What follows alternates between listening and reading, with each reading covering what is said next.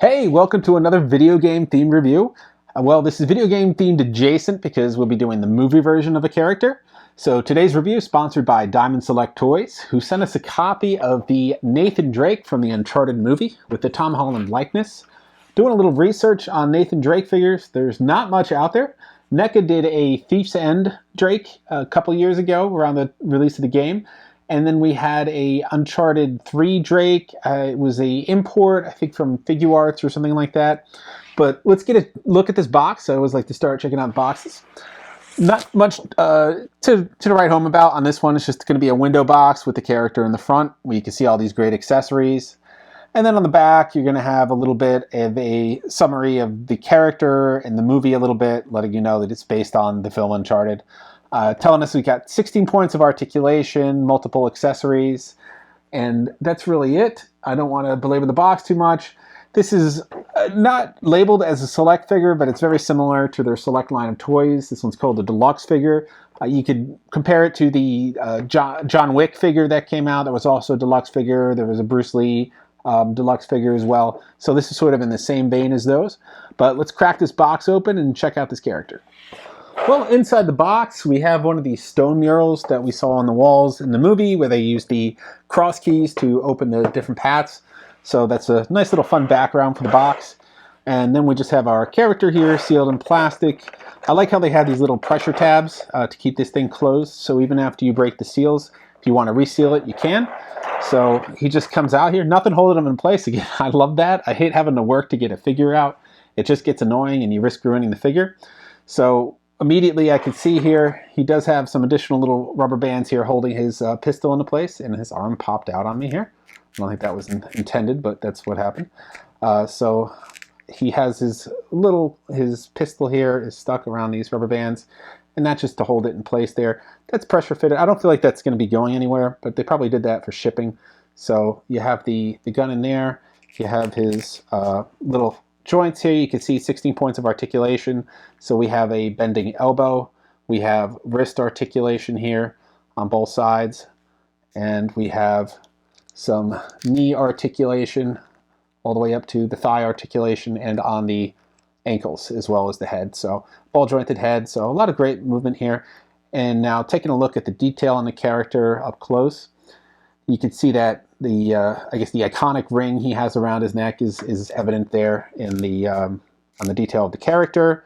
Of course, he's got that great bandolier, the pistol holder here. I don't think it's called a bandolier, but you can see the clips on the side, and then the pistol fitting in there, pressure fitting in, and then you can see all sorts of detailing on his outfit, on his legs, and all the way up and down his pants, the pockets, everything. So a lot of great detailing to really make this character appear dirty and weathered, like he's been on an adventure.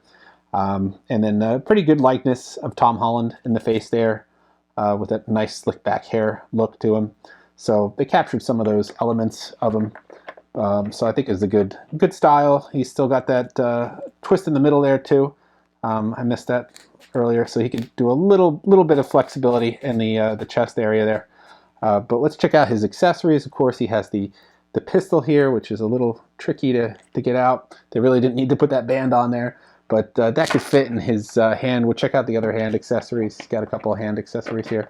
But I always am able to pose the selects. They're very easy. They have a good center of gravity, easy to pose with those legs. I never need a stand or anything. Sometimes they include them. This one doesn't. So he has this little book here, Magellan's Voyage. It says on the cover. I'll give you a close-up of this. And you can kind of check that. A little detail here. It doesn't open or anything, but it does have some detailing on the pages, so you can see that.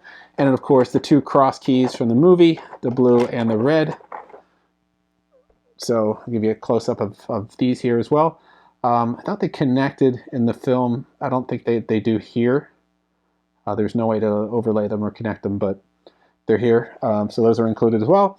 And then, of course, he's going to have a couple of hands. I don't know, a lot of figures we're seeing, it seems to be the modern trend that every character has to have at least 2 extra sets of hands. I don't know, I'm not always the biggest fan of hands. I guess growing up, a lot of toys didn't have hands, so you didn't need to really worry about having to switch them out. To me, it's just another point of failure where things could break. So I'm going to call these cross-holding hands because they sort of have a little grip, but no articulation on the fingers here. And these are going to be the weapon-holding hands. So they have a little bit of a trigger finger bend on them. So I'll let you check these out, and we'll give you some close-ups with him holding different accessories, and you can check out how that's going to look. I'm going to start off with the back off. This is my crossbows. So you see he can get his little gun here in the one hand with the trigger hand, and then the cross in the other hand. Pretty easy to do this. The hands are pretty much designated for these individual items. Went over my rules about action heroes when we did the Bloodshot review. They need to dual wield something. Since he only comes with one gun, he's going to dual wield the crosses here. So we have both his cross holding hands, and he could easily fit both of those there. And we have Drake the Scholar here with his book, looking off into the middle distance with some thought and reflection. Each of the hands here were engineered specifically for these accessories. They work well with the books, with the crosses, with the gun, or if you wanted to throw other accessories in there, it should just easily fit. Wanted to show you his range of movement here and also that great center of gravity I was talking about. Easy to balance these guys. He's got that great articulation, get some deep stances.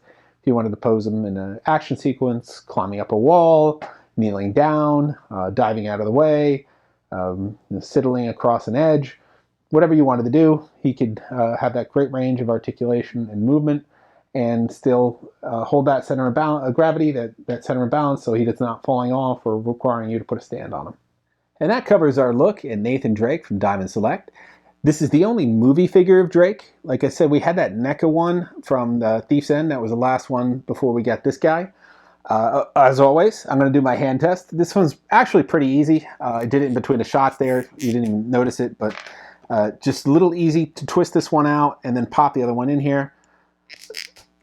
So since their joints are kind of a little bit longer and not as tight, they're easy to maneuver. I've never had a problem with the selects. They're really easy to switch these out.